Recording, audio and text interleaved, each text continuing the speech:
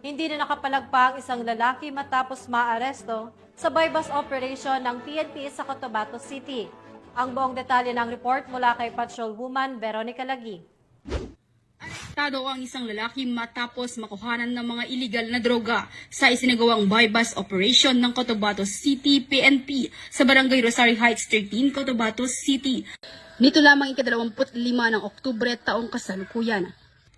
Kinilala ng mga otoridad ang suspect na si alias Jill, 25 anyos na residente ng Barangay Awang, Dato Odin, Sinsuat, Maguindanao del Norte.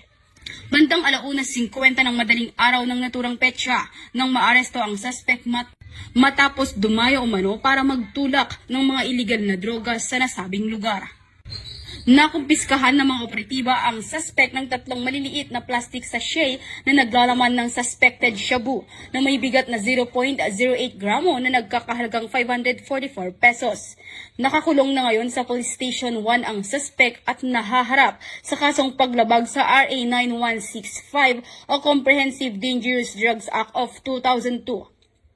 Muling tiniyak ng Cotabato City PNP ang patuloy na pagsisikap para sa kaligtasan ng publiko, kalakip ng suporta sa adhikain ng bagong PNP para sa bagong Pilipinas, serbisyong mabilis, tapat at nararamdaman.